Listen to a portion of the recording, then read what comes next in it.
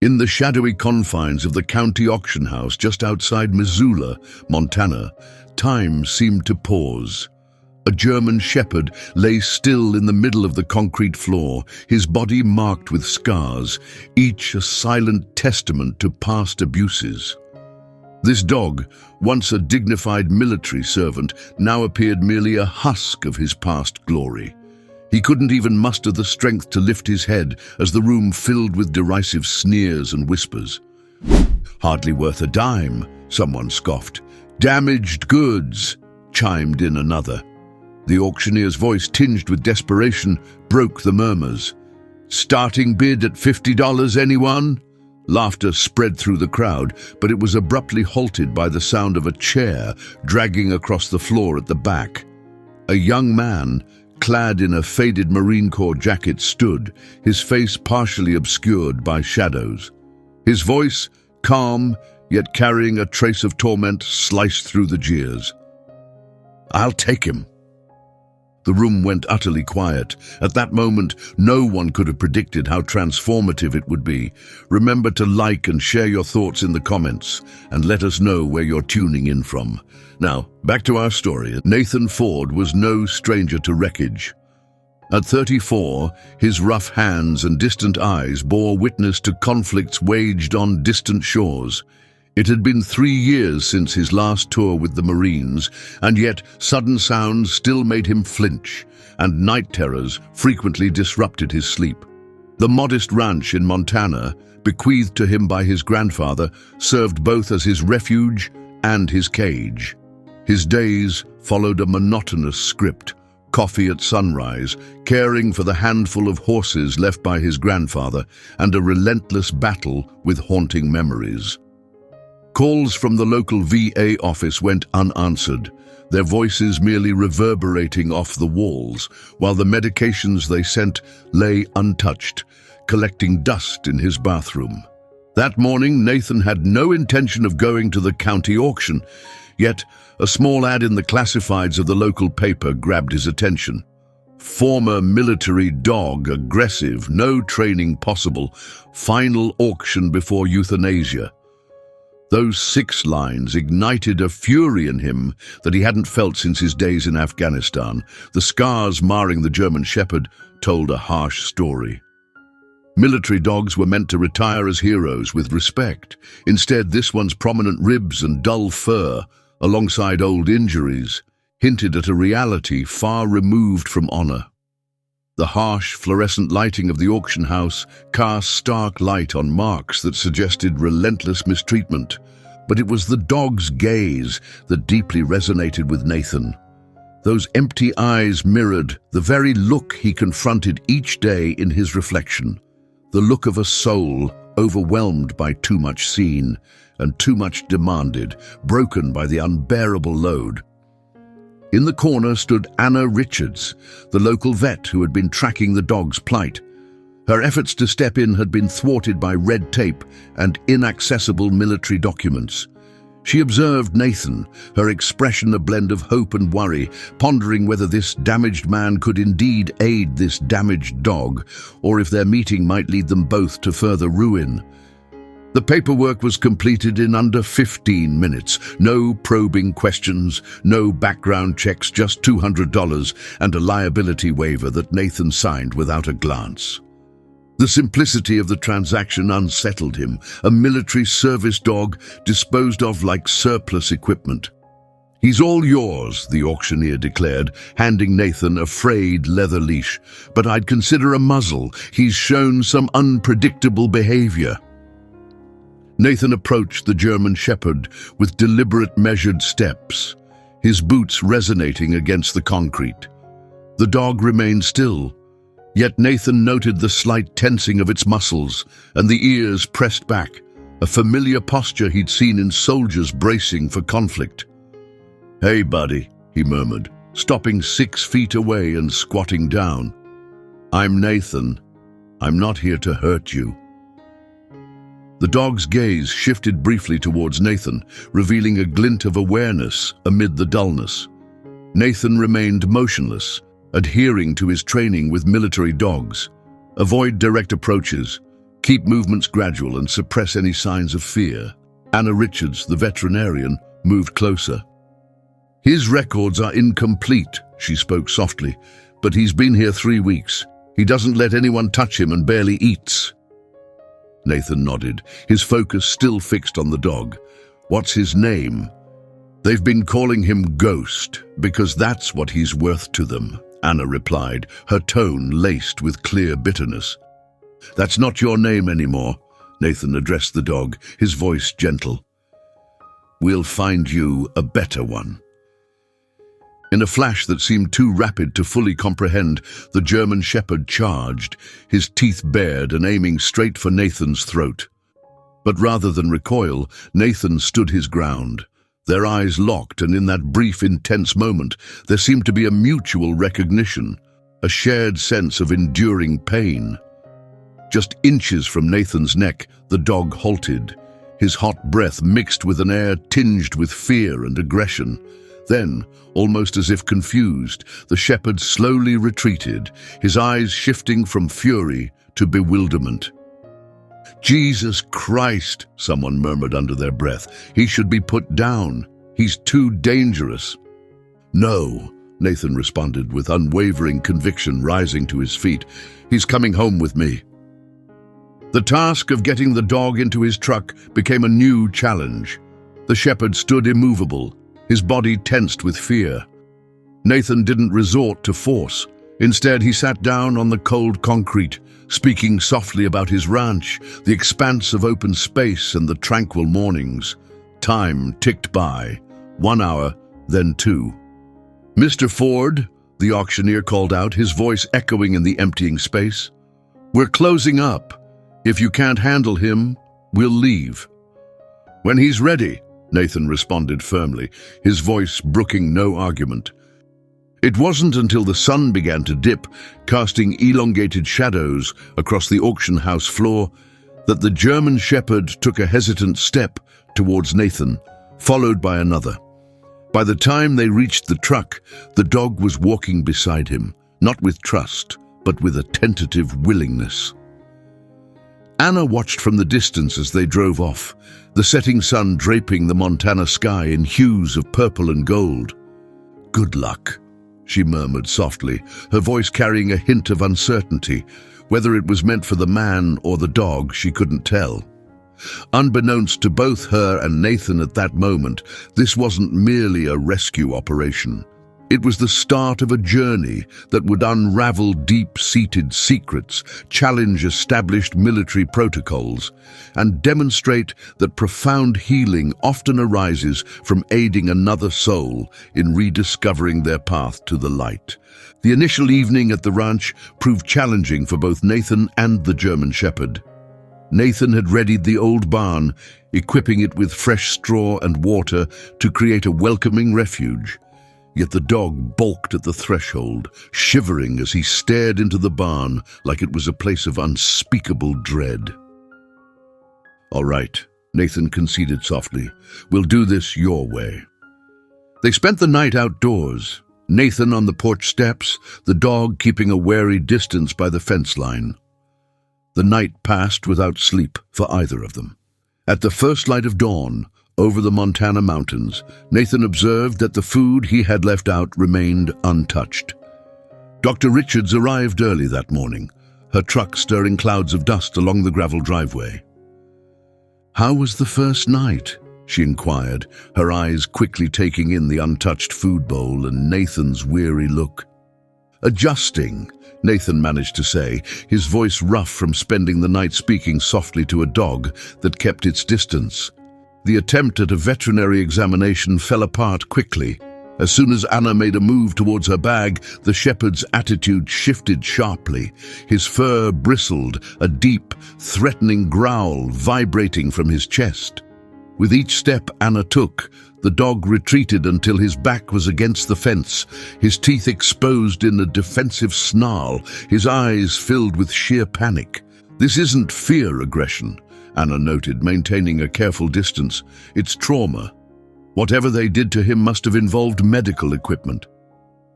Nathan spent the day trying to establish some sort of routine, but each attempt was either met with an aggressive display or complete withdrawal by the shepherd. The dog oscillated between making threatening lunges and cowering in corners, trembling uncontrollably. As evening approached, both exhaustion and frustration began to weigh heavily on Nathan. The dog had now refused food for more than 24 hours, wouldn't allow anyone to approach, and showed no signs of improvement. Just then Nathan's phone rang. It was Anna checking in. "Sometimes," she began softly, "if they're too far gone." "He hasn't gone too far," Nathan cut in, his gaze fixed on the shepherd as it paced the fence's edge. "He's just misplaced, like I once was." As darkness fell and a storm brewed over the mountains, their real test unfolded. The initial rumble of thunder threw the German shepherd into sheer terror. He slammed against the fence, wounding his shoulder, then dashed toward the edge of the property. Nathan chased him, his jacket drenched, boots heavy with mud. The dog's silhouette flickered in and out of view with each lightning strike. They sprinted nearly 2 miles before the dog cornered itself in a drainage ditch, shaking with fear. Nathan, looking at the quivering dog, made up his mind. He settled into the mud, rain streaming down his face, and started to speak. "I understand," he whispered gently. "When thunder sounds like gunfire, when every shadow seems threatening, when you feel you can't trust anyone, because trust led to loss." The shepherd's ears perked slightly, his eyes locked on Nathan. "But you can't stay in that pain-filled place forever. Believe me, I've tried."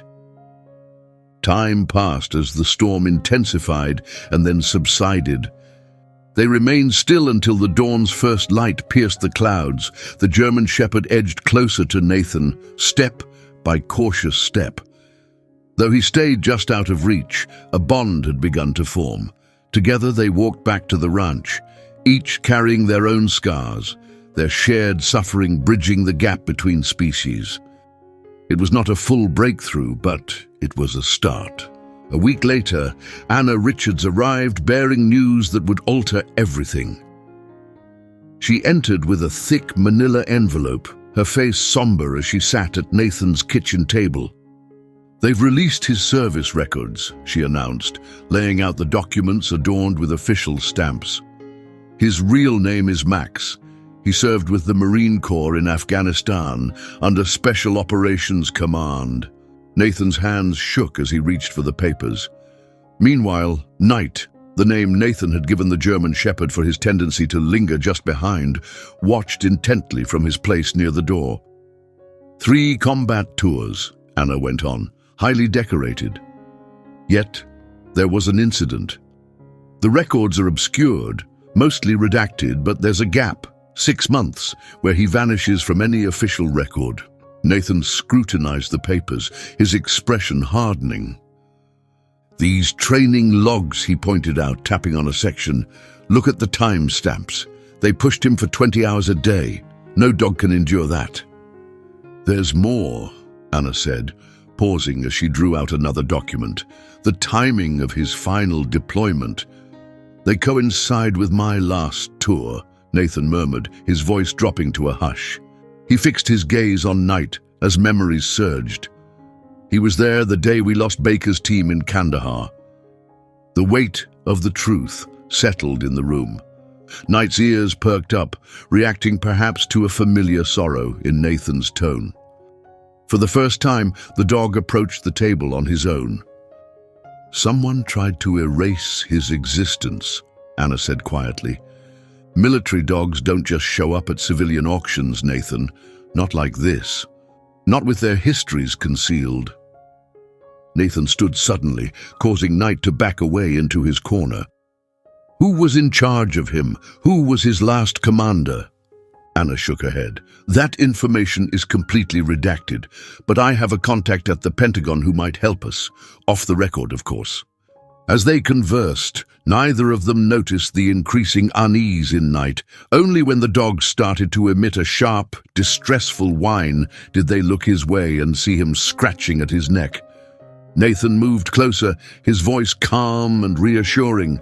For the first time, Knight didn't shy away.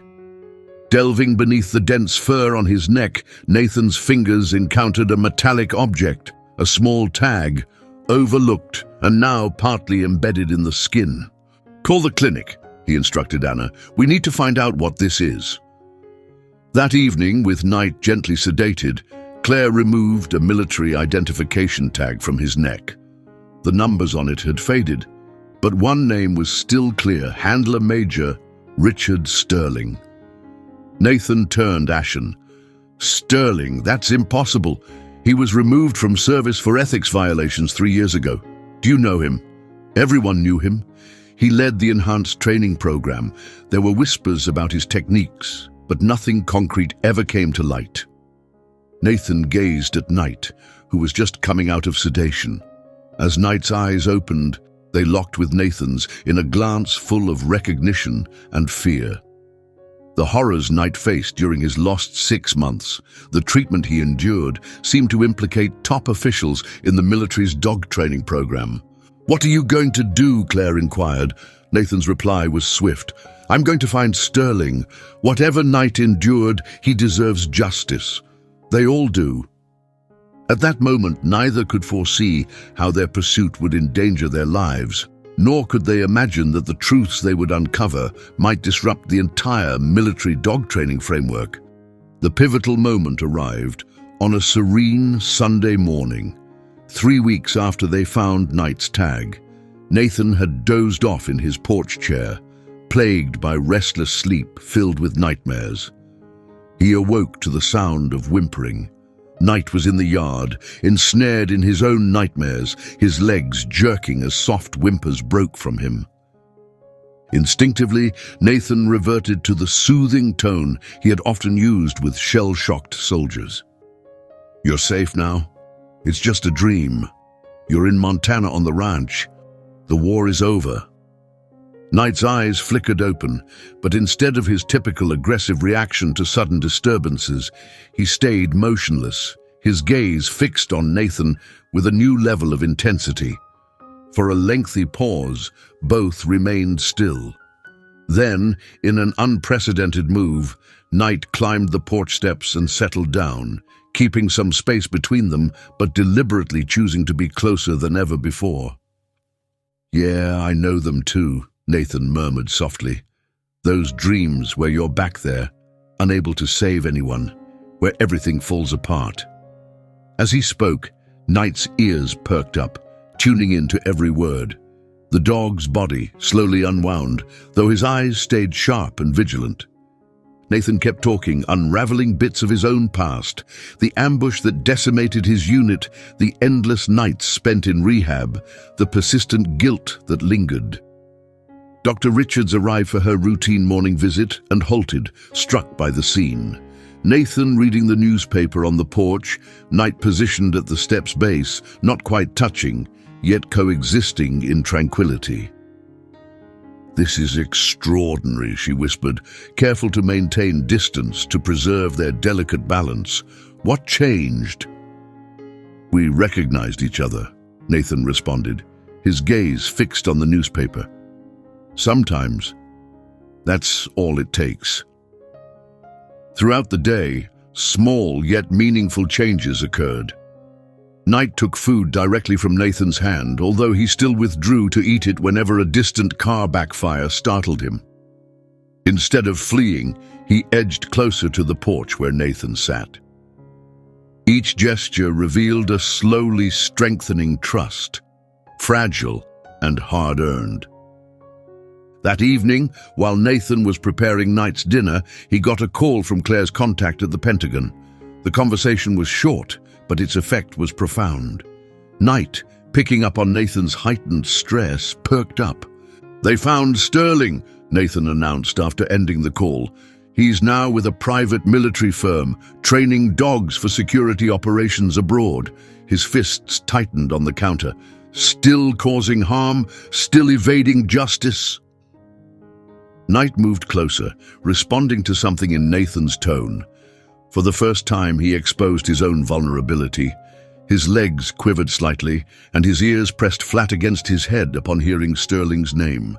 Nathan crouched down to Knight's level, his voice firm with resolve. "I promise you, he won't harm another dog. We'll put a stop to it, whatever it takes."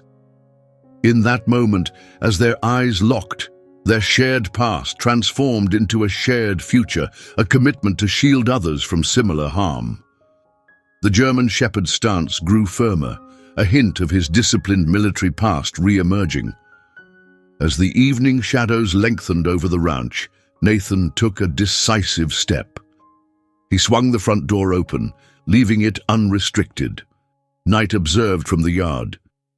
"Your call," Nathan said. "Come in or stay out. This isn't a cage." Moments stretched into minutes then, with purposeful steps, Knight ascended the porch and crossed the threshold. He remained poised near the exit, still wary, but he had made his choice to step inside, to offer a sliver of trust. That night, for the first time since his arrival at the ranch, both man and dog found peace in their sleep, free from the haunts of their nightmares. The next week, an unexpected visitor arrived at the ranch. Sarah Baker, the widow of Lieutenant Michael Baker from Nathan's final tour, showed up one morning without warning. Knight's response was strikingly different from his usual guarded behavior around newcomers. The German Shepherd approached Sarah with a slow gait, his tail low but not tucked between his legs. She stopped in her tracks on the porch, tears brimming in her eyes. "That's him, isn't it?" she murmured. "Mike's last letter talked about a dog. He said it saved 3 of his men." Before her sentence even finished, Nathan observed as Knight tenderly nudged his head into Sarah's hand. The movement was gentle and intentional, and it took Nathan's breath away. Sarah dropped to her knees and embraced Knight around his neck. For the first time since coming to the ranch, Knight welcomed the embrace of a human without any hesitation. "He remembers," Nathan whispered. "Military dogs never forget their soldiers." Over cups of coffee, Sarah revealed what she had learned. Her husband's last letters had raised alarms about the dog training program, particularly Major Sterling's controversial methods. "Mike was collecting evidence," she disclosed. "He noticed something off. The dogs were vanishing, especially those showing behavioral problems."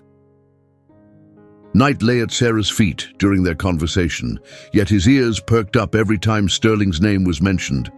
The trembling in his legs, a remnant from the days before the ambush, had reappeared. Sarah continued, "Mike sent this to me," as she produced a sealed envelope. "He told me to keep it safe if anything ever happened to him. I never opened it." When they broke the seal, the envelope revealed its contents. Photographs, handwritten notes, exhaustive training logs, documents detailing the use of extreme stress techniques, and most incriminating records showing healthy military dogs labeled as unstable following reports of injuries during training. As Nathan scanned the documents, it dawned on him Sterling was not just being abusive, he was systematically breaking the dogs that could potentially expose his misdeeds and then removing them from the program. Knight sprang up and dashed to the window. An imposing black SUV had just stopped at the far end of the ranch's driveway.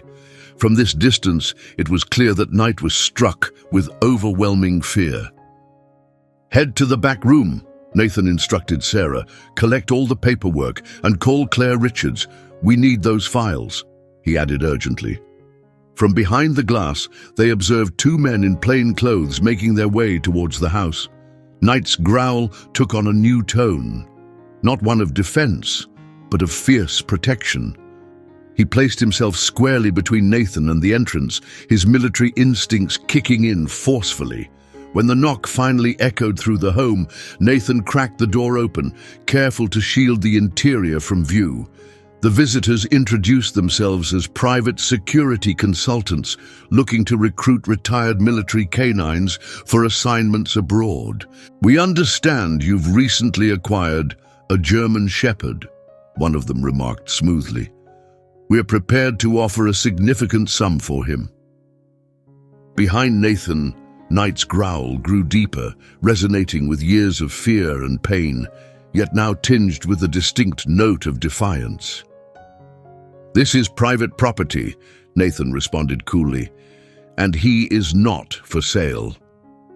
"Mr. Ford," the other man advanced slightly, "some dogs are simply too valuable to be retired. Surely you can appreciate that." "I appreciate your point," Nathan interjected sharply, "but I'm also aware that harassing a retired Marine and trying to unlawfully obtain a former military asset are federal crimes. Would you prefer I call military legal services, or should I get the local authorities involved first?" The men backed down, but left a lingering threat in their departure. The conflict was far from resolved. After they drove away, Nathan found Knight in the kitchen, cowering against the cupboards, his body quivering intensely. However, when Nathan sat down nearby on the floor, Knight slowly approached and rested his body against Nathan's leg. It was a fleeting touch, yet it signified a profound shift. Knight had opted for closeness over isolation in his moment of distress. "They won't touch you again," Nathan vowed softly, "not while I'm alive." Emerging from the back room, Sarah's face was drawn and resolute. "Mike died trying to bring this to light," she declared. "We need to complete what he began." Nathan glanced at Knight, now composed and alert by his side, and gave a nod of acknowledgement. The German shepherd's gaze was sharp and clear, radiating not just loyalty, but a deep sense of partnership. They had transcended their roles of victim and savior. They were now truly a team. The situation intensified 3 days following the unsettling visit from Sterling's associates. Before the break of dawn, Claire Richards drove up to the ranch, her veterinary truck stirring a cloud of dust in the dim morning light. Her face was pale as she handed Nathan a manila envelope.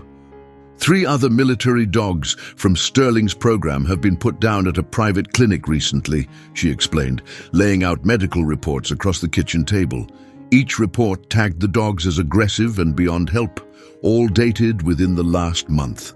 At the sound of their conversation, Knight, now used to his spot in the kitchen, lifted his head, his ears perking up, attentively tuning into every word. "They're trying to cover their tracks," Nathan observed, scrutinizing the documents. "They're getting rid of any evidence before we have a chance to expose them." Claire gave a solemn nod. "A contact of mine at the Pentagon mentioned that Sterling's private security company just landed a significant contract, providing trained dogs to military contractors all over the world. There's no oversight, no regulations." Their conversation was cut short by a sharp knock on the door. Knight immediately stood up, his demeanor transformed. The once fearful, traumatized dog was now replaced by a vigilant, poised military working dog. Peering through the window, they saw a formally dressed man in a suit displaying a badge. "FBI Special Agent Marcus Reynolds," he announced, his face serious. "Mr. Ford," he began once they settled into the living room, "we have been investigating Major Sterling's training programs for over a year now. Lieutenant Baker served as our confidential informant until his untimely demise." Knight positioned himself protectively between Nathan and the agent, his eyes fixed on Reynolds with intense scrutiny. "What we failed to realize," Reynolds continued, "was that Sterling had pinpointed the dogs that had seen the worst of the abuse. He's been methodically removing them to erase his tracks. Your dog might just be the last one left who saw it all." A cold fury began to brew in Nathan's chest. "How many?" 27 dogs over the past 3 years, all highly skilled military assets, suddenly labeled unstable and terminated. Reynolds paused, his gaze settling on Knight. But with this one, he slipped up. He was careless. Claire interjected from the corner of the room. "The embedded ID tag we took out." Reynolds gave a nod. "It had a GPS tracker. That's how Sterling's men located you. It might also show that he was tracking the dogs beyond their official release, clearly breaching military guidelines." As the conversation unfolded, Knight's demeanor subtly changed. He edged closer to Nathan, not out of fear, but as if gearing up to protect. His military training was kicking in again, this time fueled by allegiance rather than coercion. Sterling is well connected, Reynolds cautioned. He has ties to high-ranking military officers, private security companies, and even some politicians. They've managed to quash investigations in the past. We need irrefutable proof. What about the documents from Sarah Baker? Claire inquired. They're a solid beginning, but they're not enough on their own. A loud crack pierced the air outside. Instantly, Knight sprang into action, barreling into Nathan and pushing him away from the window just as it exploded, showering the spot where Nathan had just been sitting with glass. Reynolds quickly drew his weapon and began securing the area, while Claire took cover behind the kitchen counter. But it was Knight who truly took charge, moving with precision through the house, expertly checking each potential entry point, his training manifesting in full force. When the local police arrived 20 minutes later, they discovered shell casings hidden in the tree line, a calculated warning shot meant to scare, not to wound.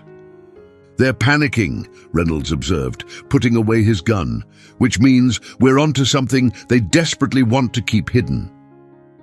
Later that evening, after Reynolds and Claire had departed, Nathan settled on the porch with Knight by his side. The German Shepherd remained alert, his demeanor now marked by a deliberate protectiveness. He had shifted from being merely a survivor to a steadfast guardian.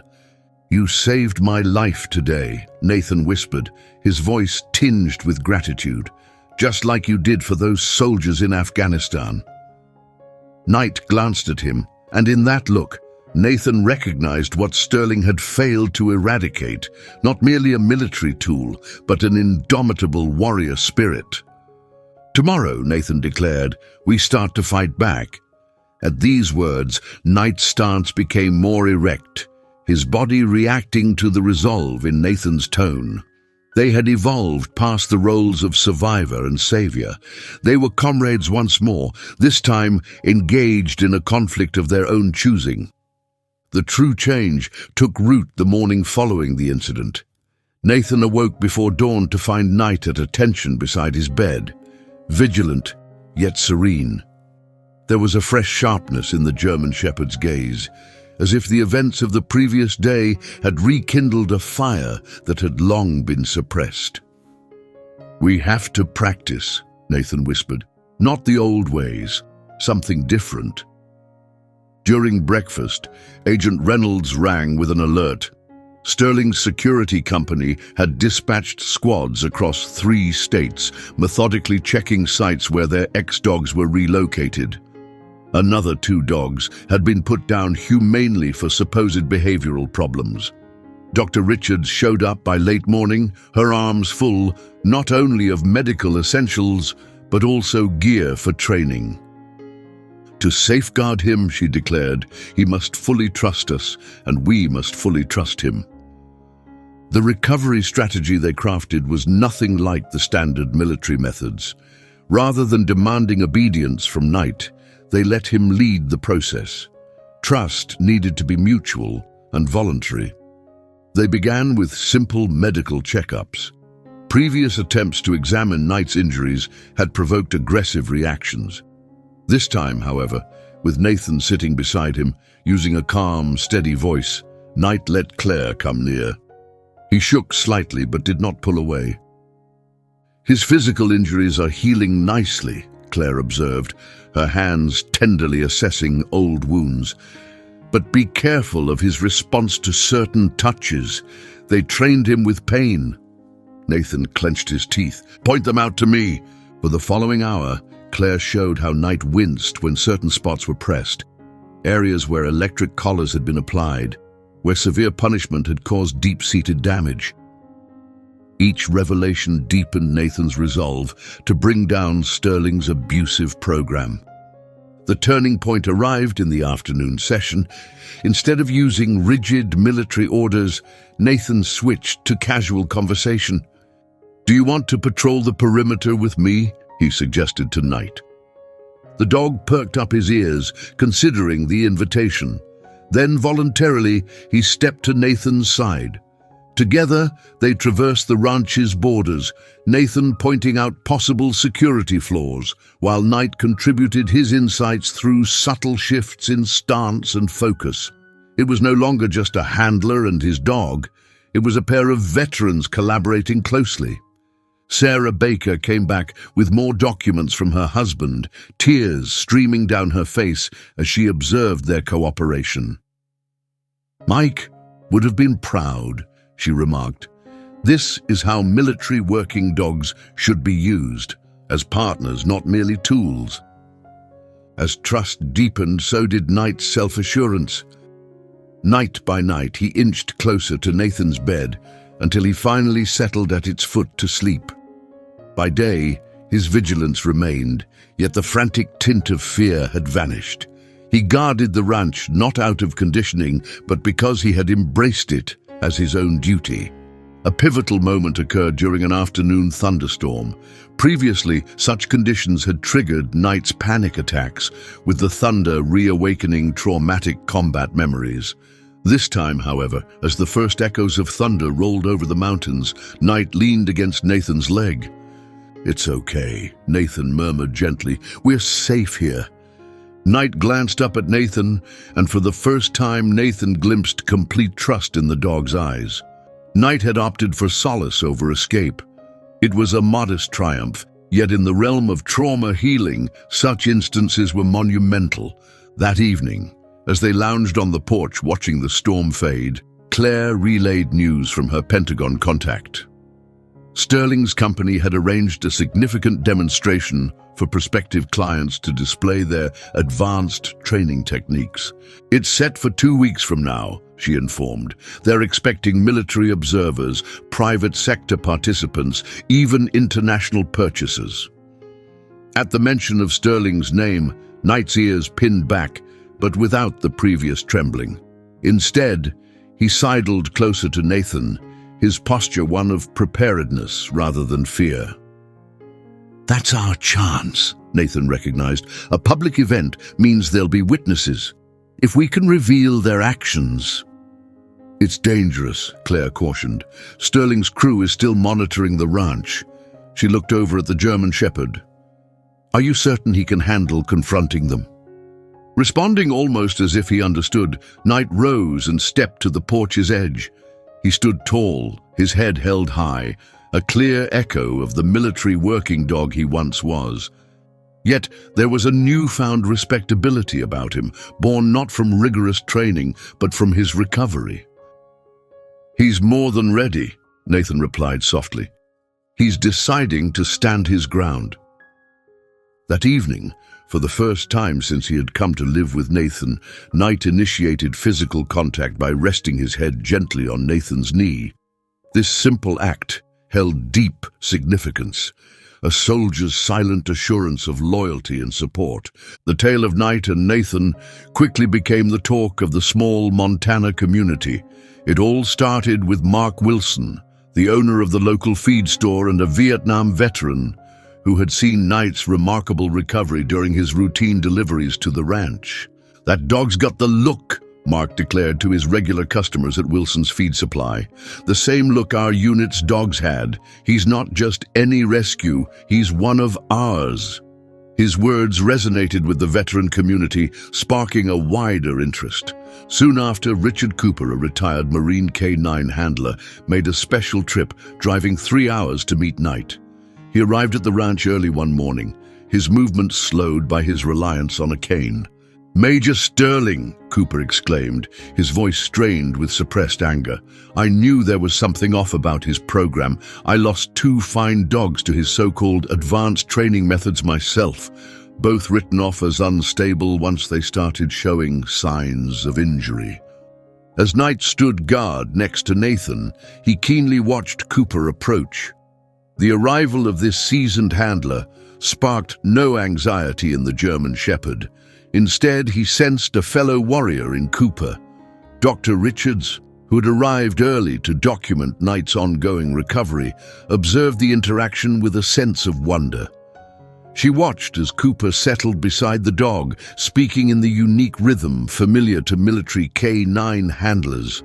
Knight's demeanor was a sight to behold, attentive yet calm, displaying none of the traumatic reactions that had plagued him before.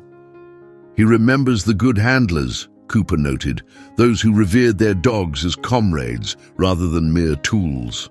Sterling tried to eradicate that bond, Cooper added, his voice tinged with resolve, but he couldn't erase it completely. The next visitor, Patricia Martinez, arrived with a special gift not for Nathan, but for his dog, Knight. Her son had previously served in Afghanistan alongside a military working dog, and she knew the importance of such companions. She came bearing real meat, stating firmly, "These heroes deserve the best." Knight took the gift with a dignified grace, his well-mannered acceptance belying his traumatic past. Tears welled up in Patricia's eyes as she began, "My David would be here himself." But her voice trailed off, the unsaid words hanging heavy in the air. The price of war was all too familiar. The community's engagement took a significant turn when Sheriff Robert Davidson paid a visit to the ranch. With 20 years of military service under his belt before he turned to law enforcement and a K-9 unit in his department, he understood the stakes. After learning about the situation, he made a firm proclamation. "This stops in our county." Davidson continued, promising, "Sterling's people might have connections, but they're not above our local laws. We'll set up patrols and monitor your access road." True to his word, Sheriff Davidson's deputies started patrolling the area around Nathan's ranch. They would often stop to have friendly chats with Nathan and let Knight the dog sniff around their patrol cars. With each interaction, Knight seemed to grow more confident and comfortable around people. Meanwhile, the local veterinarians stepped up too.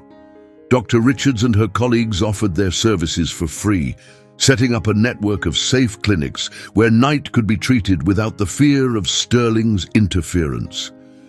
The community's children also pitched in. Emma Lewis, the 9-year-old daughter of the local school principal, was moved by Knight's story. She started a campaign called Protect Our Military Dogs and organized a bake sale that raised over $2,000 for medical supplies and security enhancements for the ranch. When Emma and her father visited the ranch to deliver the funds, everyone was in for a surprise.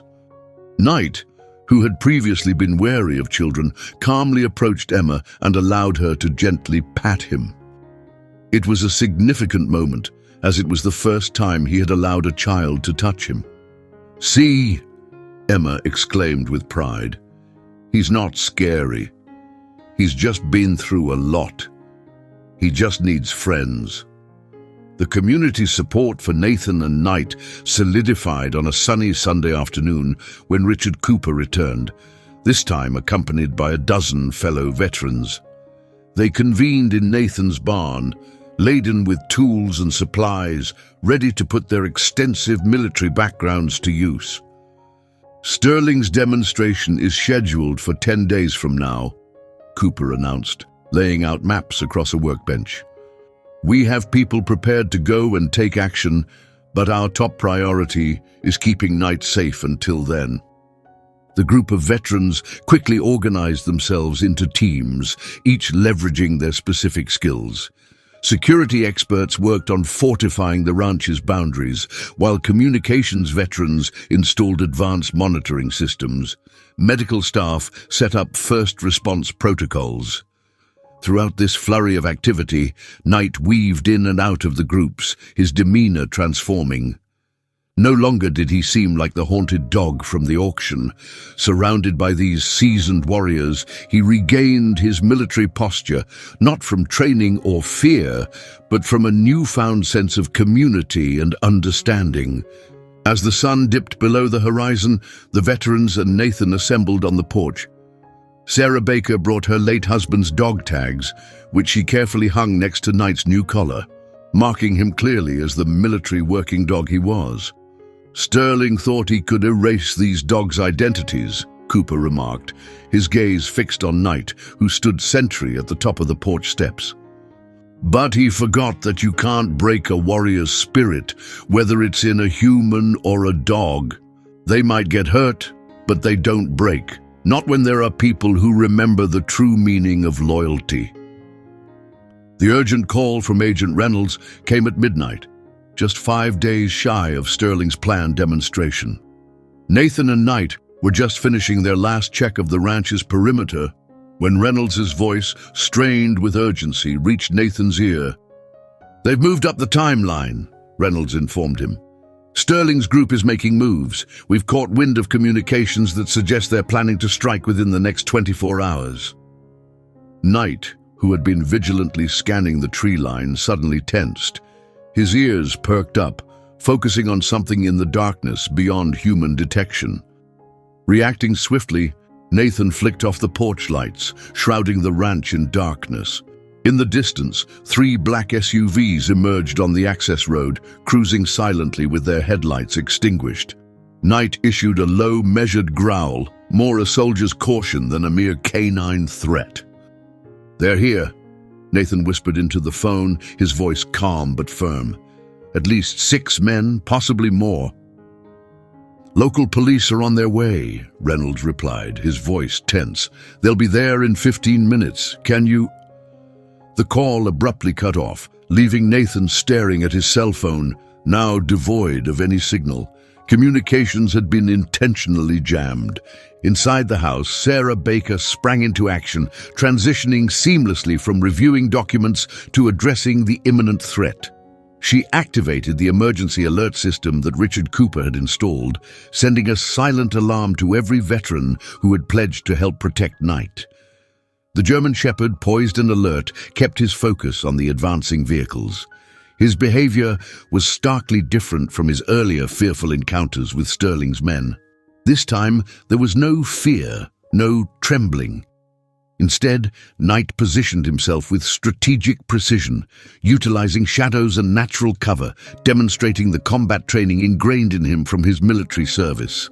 "Like old times, buddy," Nathan murmured softly, his voice laced with a mix of nostalgia and resolve. Knight's ears flicked in recognition, his body tensed and ready. They had both anticipated this moment. A direct confrontation seemed inevitable from the start. The first man to step forward had a military demeanor that matched his approach to the front porch. "Mr. Ford," he called out gently, aiming for a professional tone. "Let's resolve this peacefully. Major Sterling simply wants his property back. No one needs to get hurt." Nathan's response sliced through the darkness, firm and accusatory. "Is that what you call the 27 dogs you've killed? The evidence you've been trying to erase?" As he spoke, another figure detached itself from the shadows. Major Sterling had decided to take matters into his own hands. "Those dogs were damaged, Ford, unstable. They couldn't adjust back to civilian life. We gave them a humane ending," Sterling declared coldly. Knight's growl grew deeper, yet he remained steadfast. His military discipline was on full display, driven now by his own will rather than any force. "Human? Really?" Sarah Baker emerged onto the porch, her voice trembling with restrained fury. "Is that what you call what you did to the dog who saved my husband's team before you targeted him?" Sterling's laugh was chilling. "Mrs. Baker, still waging wars your husband should have steered clear of? How pitiful."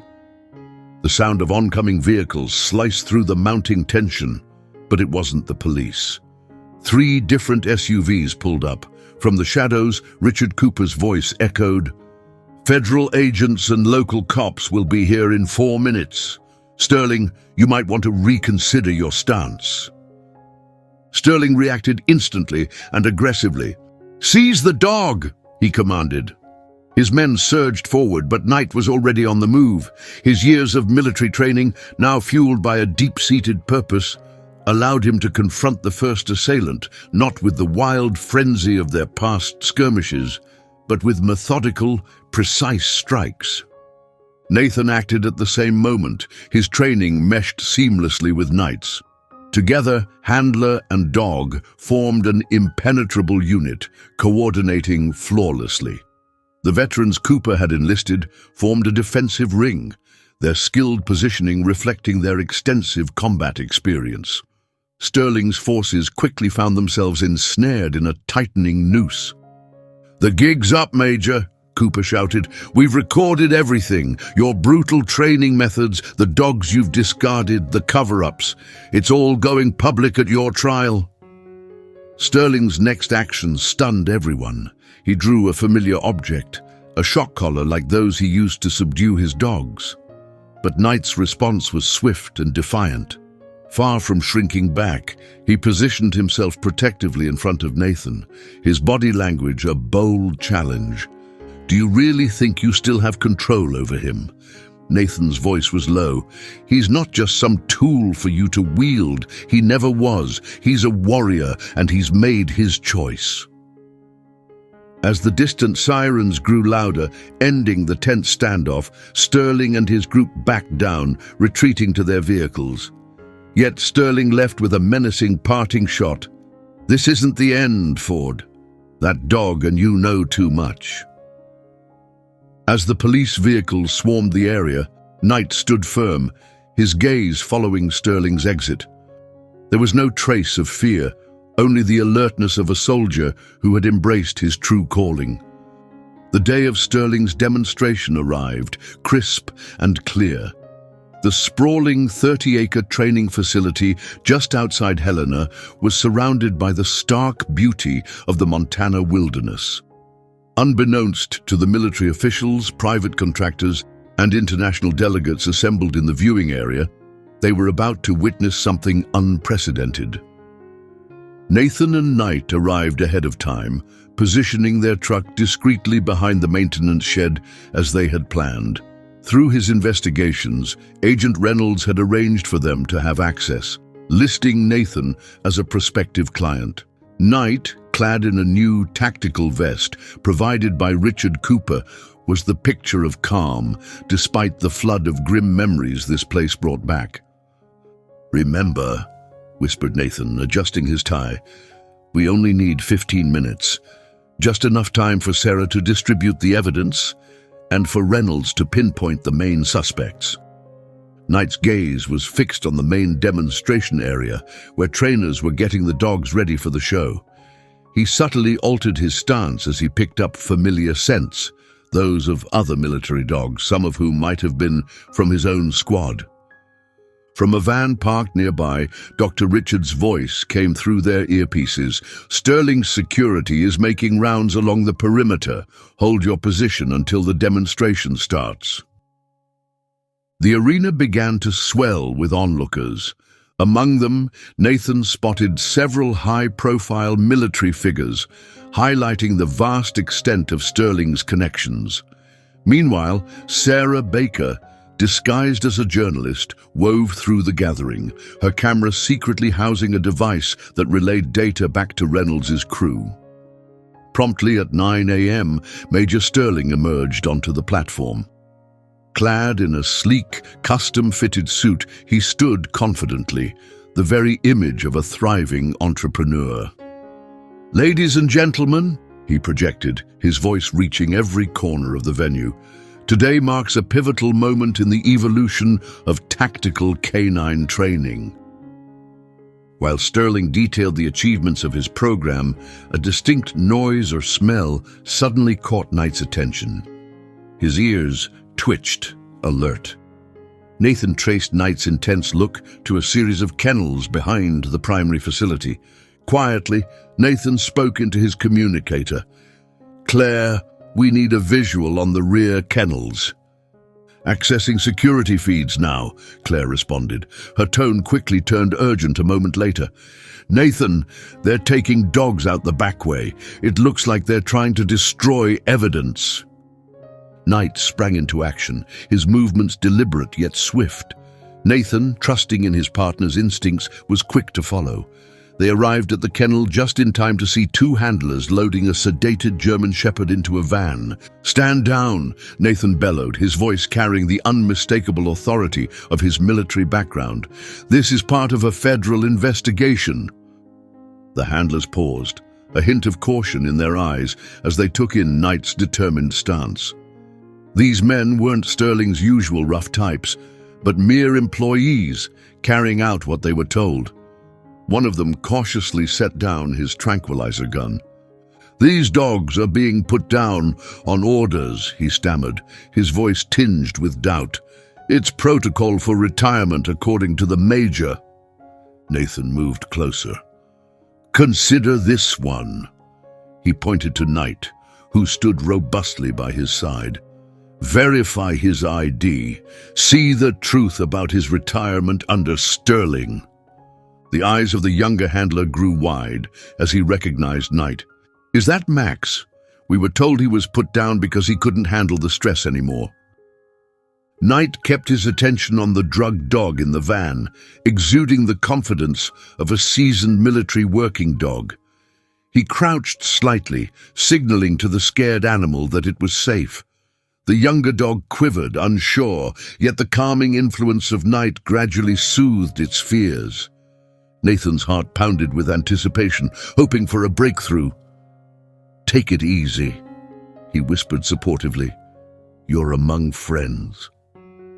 The younger dog hesitantly edged forward, encouraged by Knight's solid presence. Maintaining his calm, Knight waited patiently, allowing the frightened dog time to feel secure. At last, the dog approached close enough to make contact. With a tender nudge, Knight conveyed solace, signaling to the new dog that it was safe to trust once more. The younger dog's response was immediate, as it nestled against Knight, basking in the comfort of newfound companionship and the assurance of safety. Nathan's expression lit up with admiration for his partner's innate capacity to foster healing, not merely through discipline or skill, but with heartfelt empathy. It was a moment of profound transformation, highlighting the deep connection between dogs and their handlers and the incredible potential for recovery and redemption. As the day's turmoil began to ebb, the scene captured a pivotal shift, a moment when the legacy of intimidation and dominance was replaced by trust, empathy, and healing. Knight had not only averted a crisis, but had also emerged as a pillar of hope for those who had been forsaken and damaged. "Let's get you both to a safe place," Nathan whispered, as the younger dog began to unwind, pressing its head softly against Knight's flank. Together, they embodied a powerful testament to resilience and the possibility of a second chance. As a seasoned veteran aiding a distressed peer, Dr. Richards watched from a distance. "He's drawing on his own past," she explained to the onlookers. "He understands precisely what that dog is going through." The young German Shepherd, still groggy from the sedatives, displayed signs of aggression fueled by fear, a reaction that had once nearly cost Knight his life. Yet, Knight remained composed, subtly reducing the gap between them with gentle movements that communicated safety instead of danger. "Observe closely," Nathan addressed the military officials gathered around. "This is the potential of these dogs when they are met with dignity instead of dominance." The moment of connection occurred when Knight lay down, exposing his vulnerability while keeping his eyes fixed on the anxious dog. This gesture of trust starkly contrasted with the harsh methods promoted by Sterling's training program. Gradually, the younger dog's stance softened, the stark terror in its gaze faded into bewilderment, and slowly, interest tinged with caution emerged. Knight remained still, offering the deep empathy that only one who has endured similar trials could provide. Richard Cooper, supporting himself with a cane, addressed the group quietly. "We used to call this battle buddy, soldiers supporting each other. These dogs haven't forgotten that bond. Sterling merely suppressed it with fear and pain." When the younger dog finally drew near to Knight, their gentle interaction moved some onlookers to tears. Knight then led him to Dr. Richards and her medical team for care, staying by his side as they started his treatment. Agent Reynolds addressed the assembled military leaders. "This is the dog that Sterling labeled as irredeemable, a creature he condemned because it threatened to reveal his practices." The senior general advanced, his tone formal. "Mr. Ford," he declared, "it seems we owe you and this extraordinary dog both an apology and our thanks." Sarah Baker, diligently recording the events, snapped a photo as Knight rejoined Nathan. This image would later epitomize the entire inquiry, the dignified military dog standing resolutely by his human partner, embodying the very traits that Sterling's scheme sought to eradicate. "What happens now?" inquired one of the international delegates, visibly touched by the scene. Nathan glanced at Knight, who sat by him, his calm majesty demanding respect. "Now," Nathan replied, "we assist the rest." Every dog from this program deserves what Knight had, a chance to recover, to trust again, to find their own way. Dr. Richards came over with updates on the rescued dogs. "They'll require thorough rehabilitation," she noted, but her smile towards the German Shepherd conveyed optimism.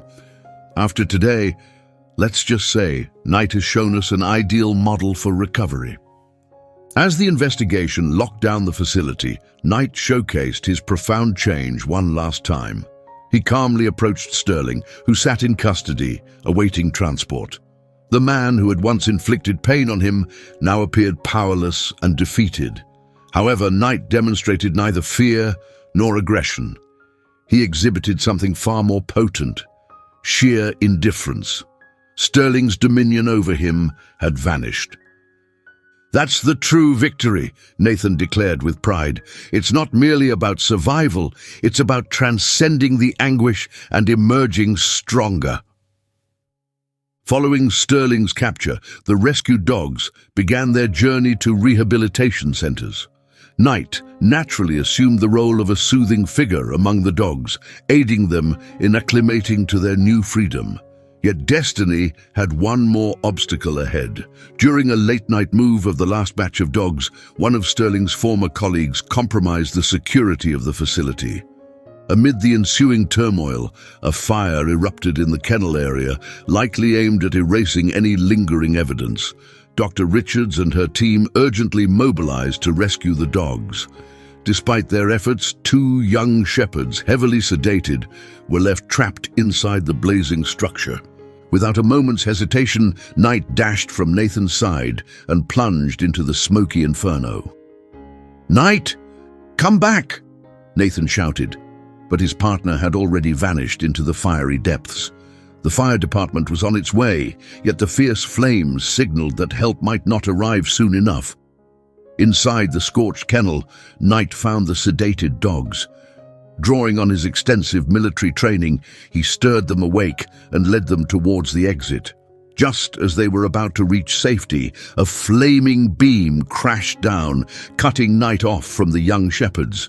The 2 dogs managed to escape, tumbling into the waiting arms of the handlers, while Knight was left behind, surrounded by intensifying smoke. Amid the flames, Nathan caught glimpses of Knight, desperately seeking another way out, undeterred by the worsening situation. "He's not going to make it!" a voice cried out in alarm. "The roof's about to collapse!" Overcome with concern, Nathan was ready to dash into the building himself, but Richard Cooper restrained him. "Wait!" the experienced handler insisted, his gaze locked on the raging fire. Demonstrating the intelligence and training that distinguished him as a remarkable military dog, Knight pinpointed a vulnerable spot in the kennel's rear wall. With determination, he used his body to repeatedly ram against that specific point until the weakened structure finally broke open, forging a path to freedom. When Knight emerged from the building, his coat was scorched, and he was gasping for air. He collapsed a few yards away from the building, just seconds before the entire structure collapsed behind him. Dr. Richards sprang into action, providing emergency care as Knight lay in a critical state.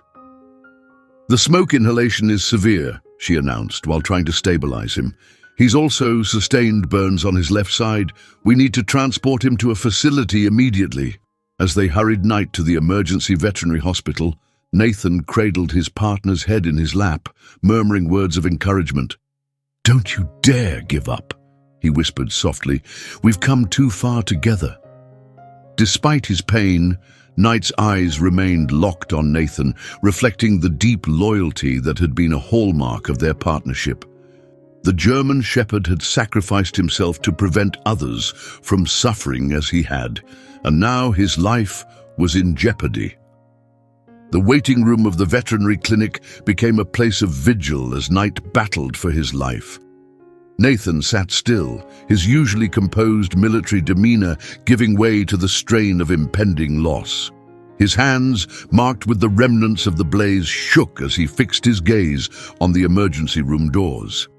Dr. Richards came out periodically to provide updates, maintaining a professional yet tender tone. "He's struggling fiercely," she said. "The next 24 hours are crucial.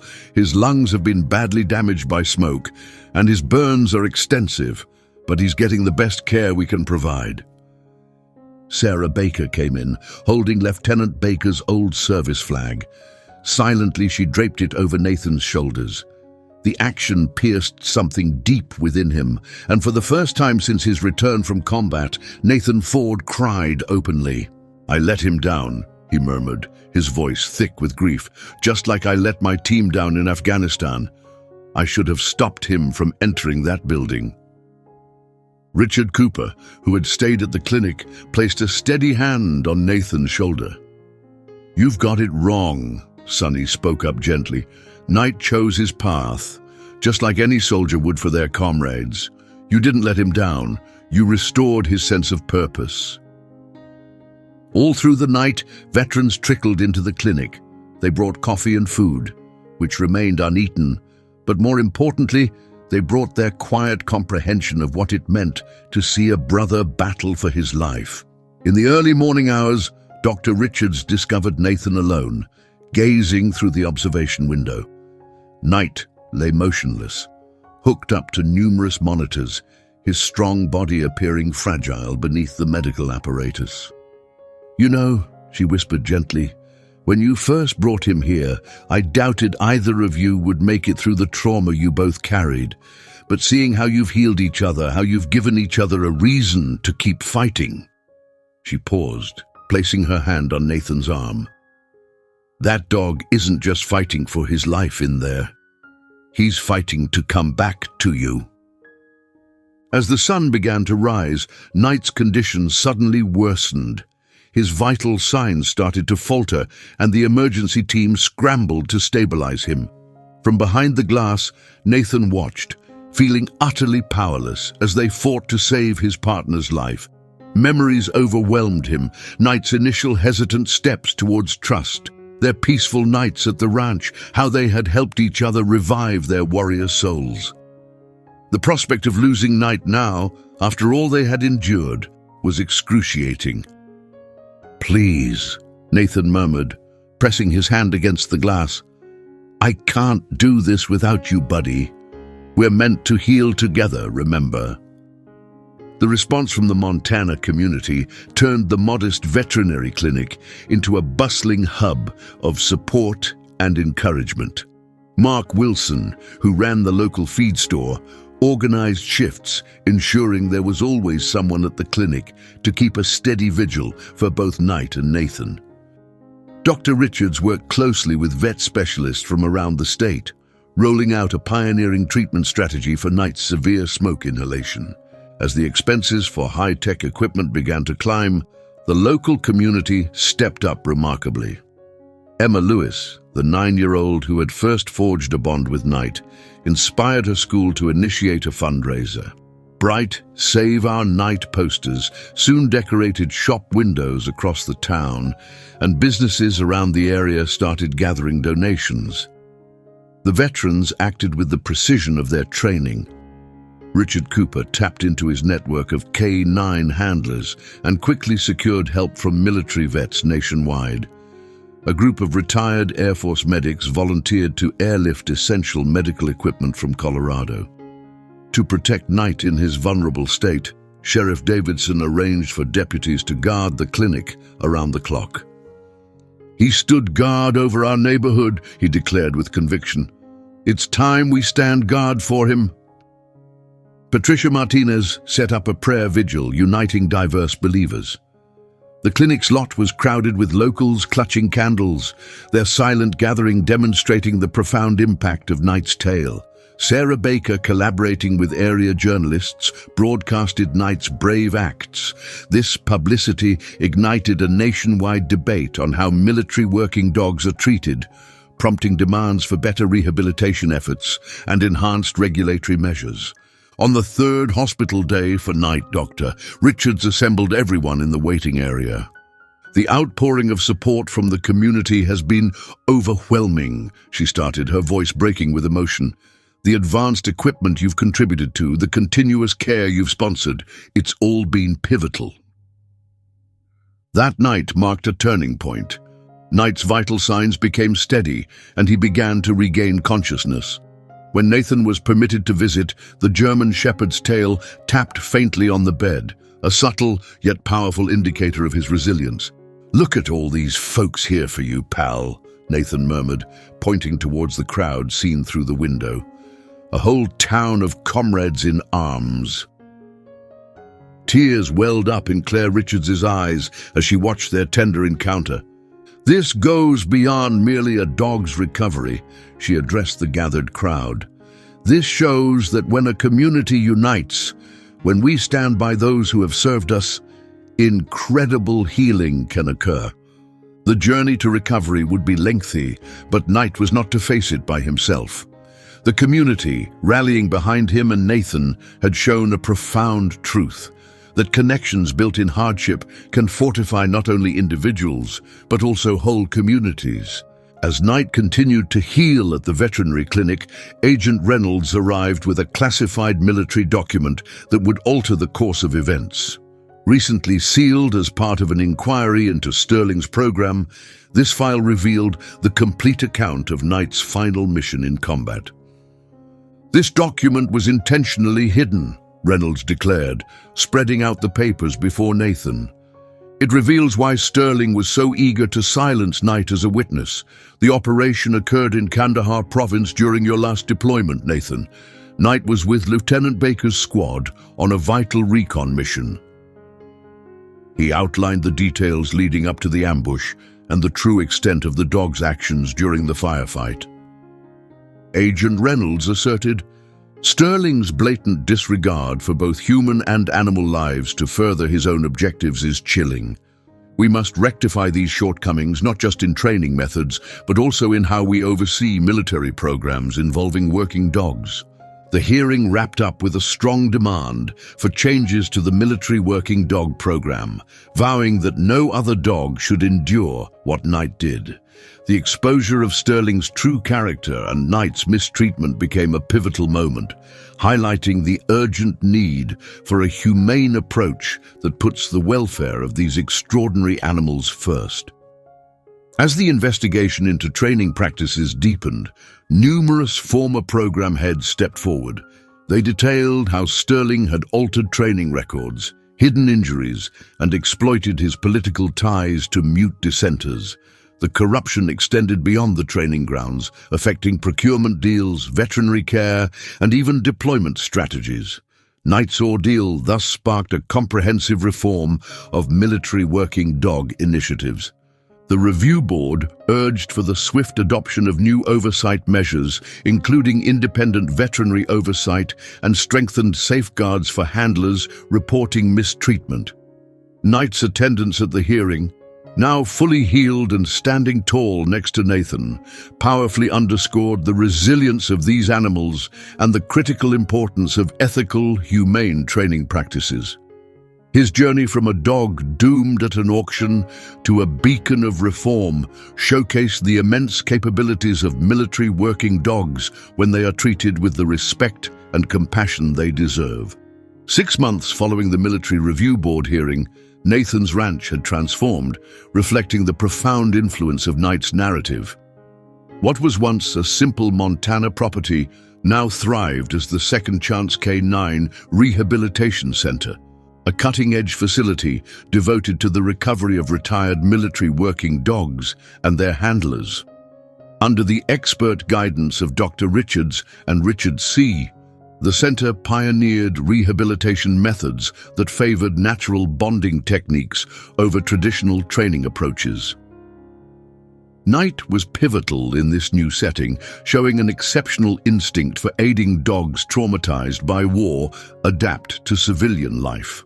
The facility's inaugural success story was Scout, a Belgian Malinois who had been destined for euthanasia due to severe combat-induced stress.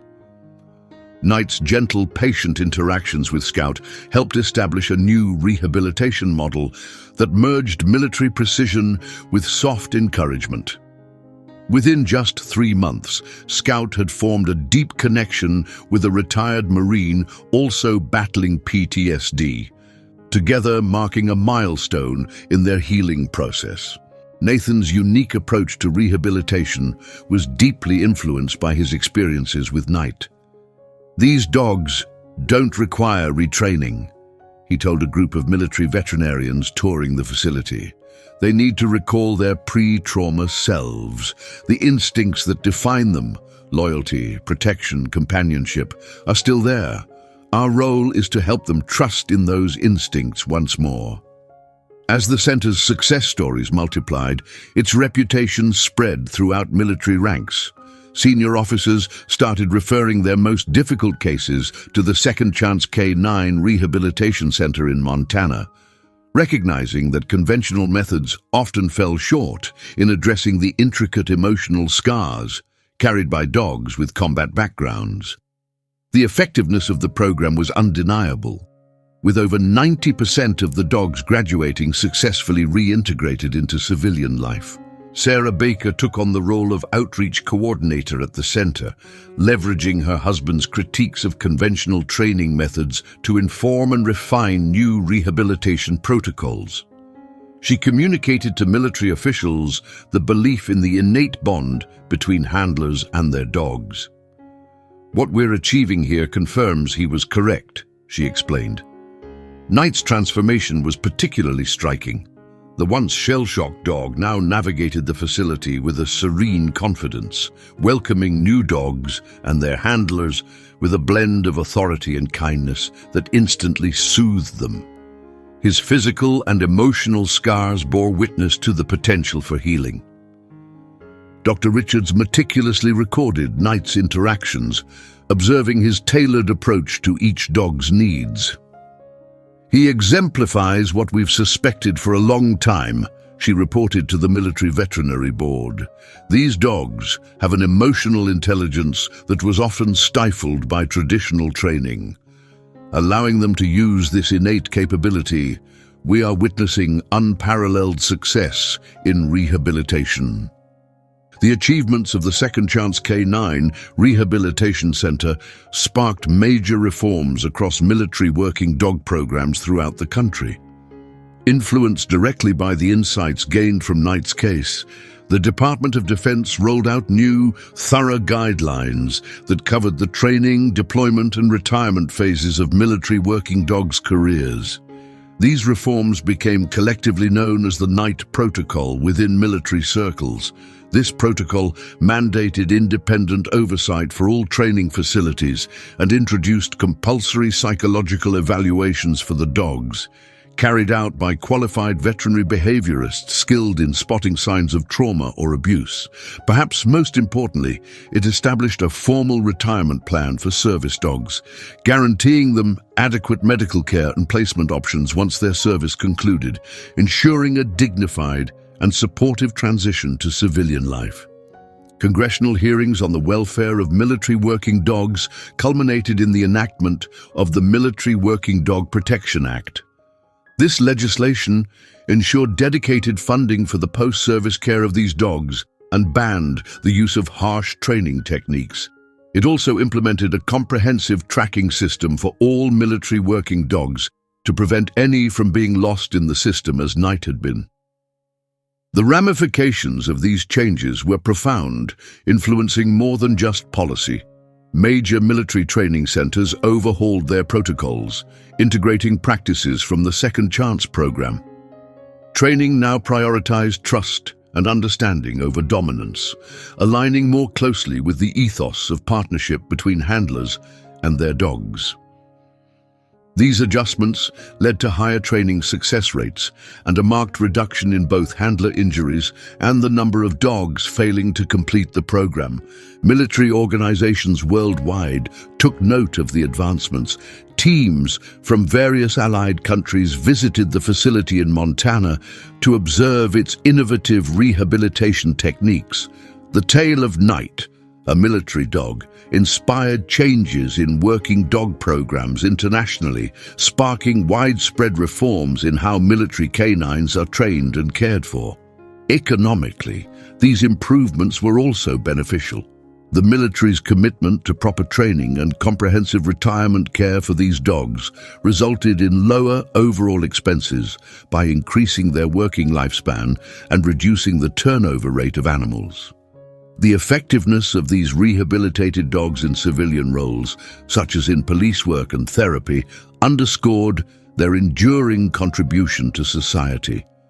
Dr. Richards's scholarly articles about the rehabilitation methods used on Knight were published in leading veterinary journals, setting a new benchmark for treating combat-induced trauma in working dogs. Her research emphasized the critical need to nurture both the physical and mental health of military dogs.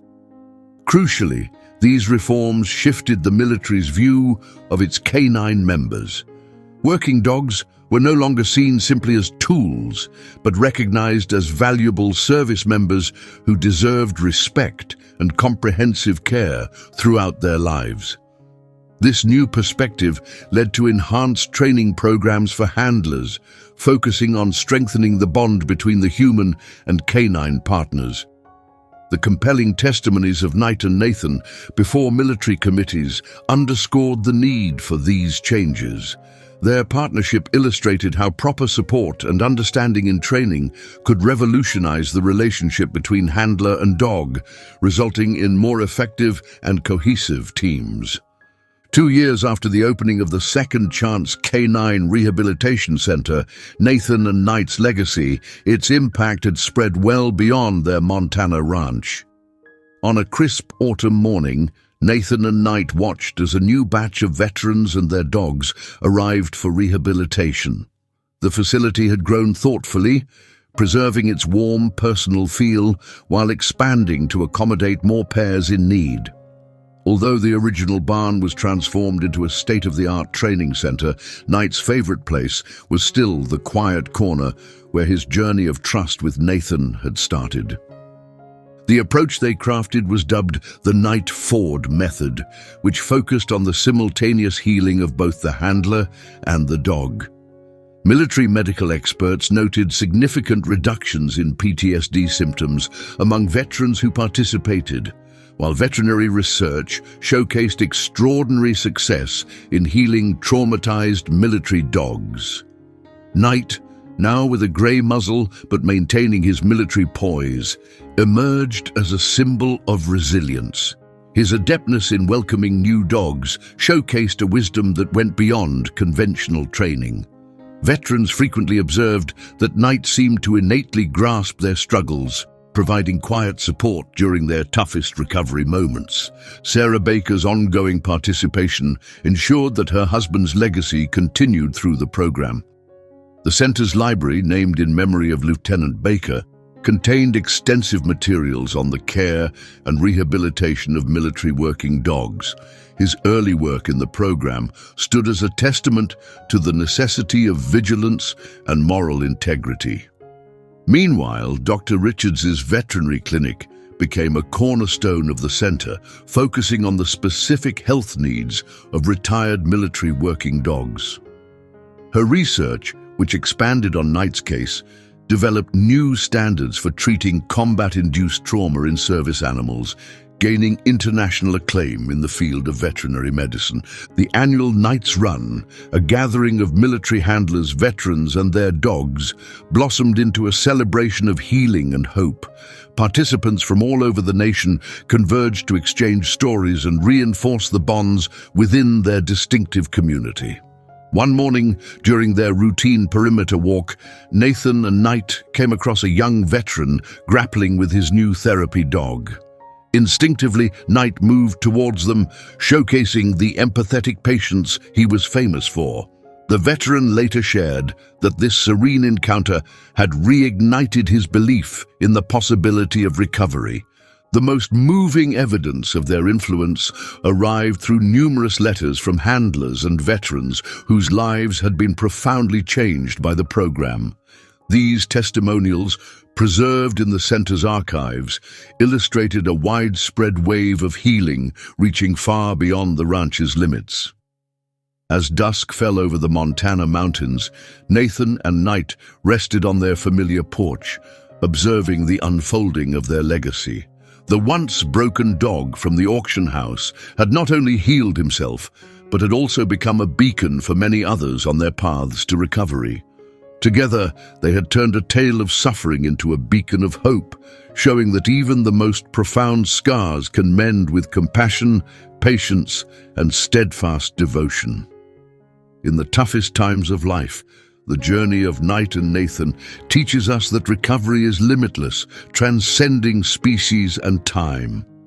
For our generation, which has seen the transformation of military service and the real price of conflict, this story strikes a particularly deep chord. We grasp the reality of bearing hidden scars and confronting struggles that persist well beyond the battlefield. Knight's transformation from a traumatized military dog into a source of healing reflects our own paths of resilience and redemption. Many of us who have served or have watched loved ones serve understand the struggle of rediscovering ourselves after facing trauma. His journey illustrates the potential of second chances and the enduring bond between humans and animals.